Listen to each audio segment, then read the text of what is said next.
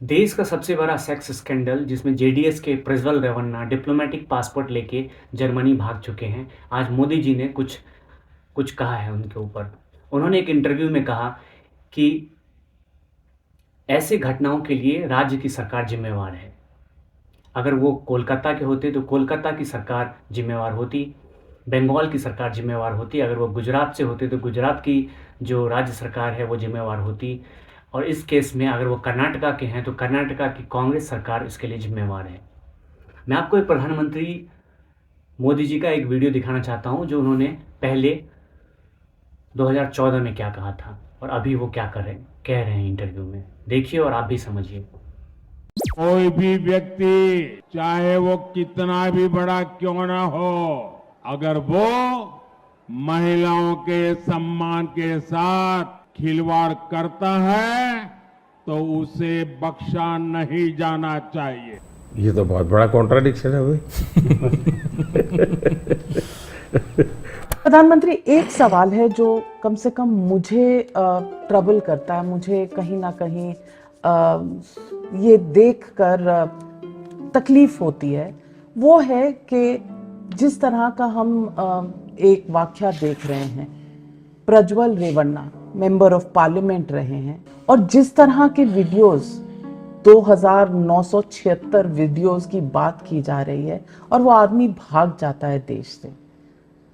इस पर हम क्या करेंगे? क्या हम लाचार मजबूर हैं? क्या हम वापस लाएंगे? इस पर न्याय कैसे मिलेगा महिलाओं को? पहली बात है, ये कानून व्यवस्था का मुद्दा है। अगर बंगाल में इस प्रकार का घटना होती तो बंगाल की सरकार जिम्मेवार है, गुजरात में होती है तो गुजरात की समाज जिम्मेवार है, आंध्र में होती तो आंध्र की सरकार, तेलंगाना में होती और कर्नाटका में होता कर्नाटका की सरकार जिम्मेवार है कदम लेने के लिए। कितनी दर्दनाक घटना है जी। लेकिन क्या हम ये कहेंगे कि तुम्हारी सरकार में इतने होते थे, मेरी सरकार में इतने होते हैं?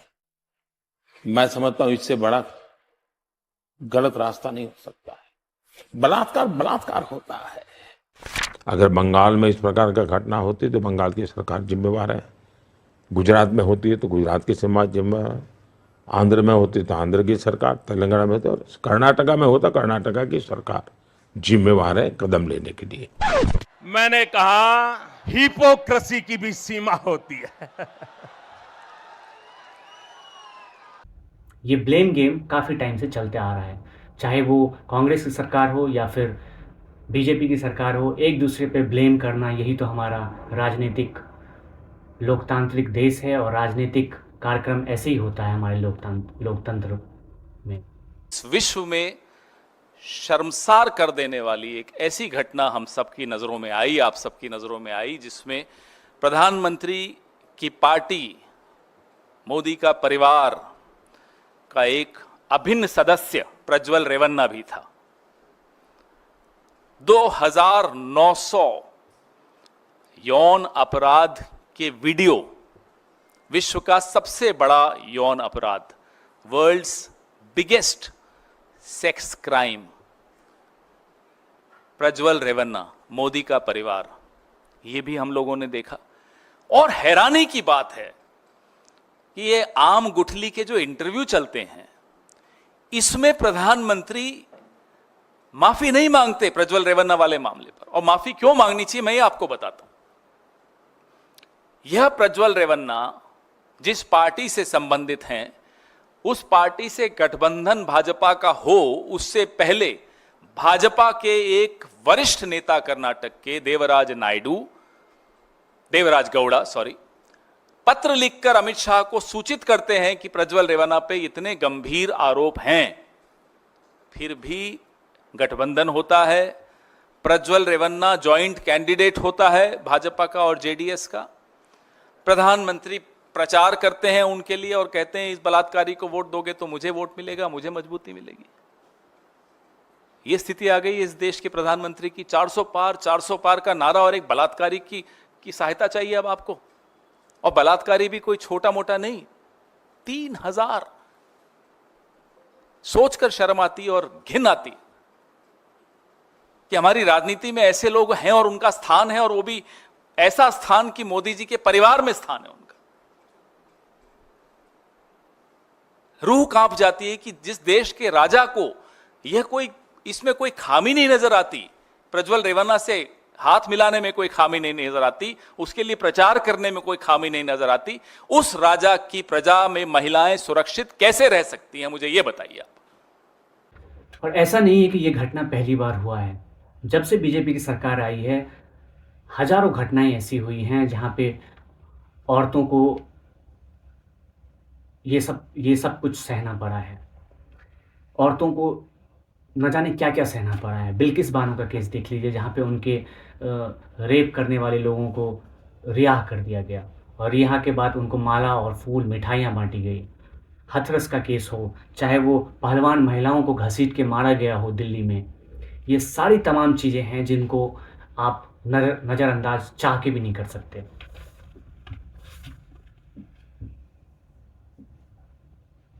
दूसरा सबसे बड़ा मुद्दा है आज अदानी और अंबानी को लेकर प्रधानमंत्री ने अपने भाषण में क्या कुछ कहा है। वो कहते हैं कि अदानी और अंबानी ने टेम्पू में पैसे भर करके कांग्रेस को पैसे पहुंचाई है। उनका ये भी कहना है मोदी जी का कि जब से इलेक्शन स्टार्ट हुआ है, कांग्रेस और राहुल गांधी ने अदानी अंबानी का नाम लेना बंद कर दिया है, जबकि ये सरासर झूठ है। आप इस वीडियो को देखिए, 30 अप्रैल का ये वीडियो है। राहुल गांधी हमेशा हर एक दिन अदानी अंबानी का नाम लेते हैं और कहते हैं कि जब से मोदी सरकार पावर में आई है, अदानी ही देश को चला रहे हैं। आप खुद से देखिए और समझिए कि क्या ये प्रधानमंत्री का कहना सही है या गलत है। ये कांग्रेस के शाहजादे पिछले 5 साल से सुबह उठते ही माला जपना शुरू करते थे। जब से उनका राफेल वाला मामला ग्राउंडेड हो गया, तब से उन्होंने एक नई माला जपना शुरू किया। 5 साल से एक ही माला जपते थे, 5 उद्योगपति, 5 उद्योगपति, 5 उद्योगपति। फिर धीरे धीरे कहने लगे अंबानी अडानी, अंबानी अडानी, अंबानी अडानी। 5 साल से। लेकिन जब से चुनाव घोषित हुआ है, इन्होंने अंबानी अडानी को गाली देना बंद कर दिया। मैं आज तेलंगाना की धरती से पूछना चाहता हूं, जरा ये शाहजादे घोषित करें कि चुनाव में ये अंबानी अडानी से कितना माल उठाया है, काले धन के कितने बोरे भर करके रुपये मारे हैं, क्या टेम्पो भर करके नोटे कांग्रेस के लिए पहुंची है, क्या सौदा हुआ है। आपने रातों रात अंबानी अडानी इनको गाली देना बंद कर दिया। जरूर दाल में कुछ काला है। नमस्कार मोदी जी, थोड़ा सा घबरा गए क्या? नॉर्मली आप बंद कमरों में अदानी जी अंबानी जी की बात करते हो, पहली बार आपने पब्लिक में अदानी अदानी अंबानी बोला। और आपको यह भी मालूम कि ये टेम्पो में पैसा देते हैं, क्या ये आपका पर्सनल एक्सपीरियंस है क्या?